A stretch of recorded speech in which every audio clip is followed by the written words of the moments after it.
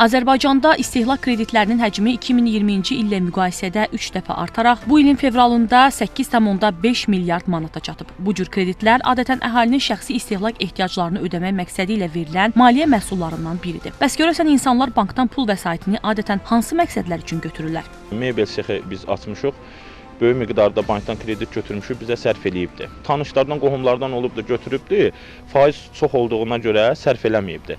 Ancaq böyük sahibkarlar böyük məbləğdə kredit götürəndə sərf eləyir. Mən uşaq girdi universitetə, məcbur oldum ev tutma cayinida çek olundu, ev pulunu mən verə bilim. Ayda da 188 manat ödəyirəm. Kredit götürmə yaxşıdır, prosto faiz dərəcəsi aşağı olsundur ki, biz vaxtında onu ödəyə bilək. Ben pensiyayla əlaqədar götürmüşəm, verdilər heç bir şeysiz. Arının inkişafı üçün. Telefon belə təcili halda almağa ehtiyac olub, onun üçün götürmüşəm. Misal üçün 400 manata yaxın, belə deyim.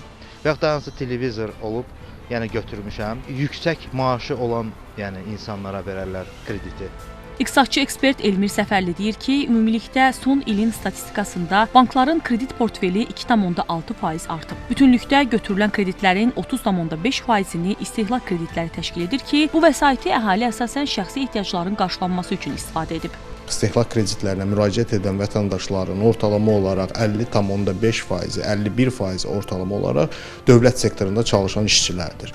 30% isə ortalama olaraq özəl sektorda çalışan işçilərdir, 15% təqaüdçülərdir, geri qalanları isə müəyyən banklarda depoziti olan və iş yerləri olmayan şəxslərdir. Daha çox şəxsi istifadə məqsədli götürülən istehlak kreditlərdir. Təbii ki, son 3 ildə istehlak kreditlərinin artmasına səbəb banklarda müxtəlif məqsədli məişət, iaşə məhsullarının alınması ilə bağlı verilən kreditlər strukturuna daxildir. Ekspertin sözlərinə görə nağd yolla avtomobil almaq, mobil telefon, məişət avadanlıqları əldə etmək, eləcə də mənzil təmiri kimi işləri gördürmək mümkün olmadığı təqdirdə vətəndaş asanlıqla bankdan kredit götürərək bu arzusunu reallaşdıra bilir. Ancaq digər kredit növləri ilə müqayisədə burada faizlər daha yüksəkdir. 20 minə qədər banklar istehlak kreditləri verirlər. Bank sektoruna baxsaq, ən aşağı verən istehlak kredisi banklar 11,9-12%-dən başlayır. Amma ortalama olaraq baxsaq, istehlak kreditlərinin ortalama faiz həddi 16% ilə 24% arasında dəyişir.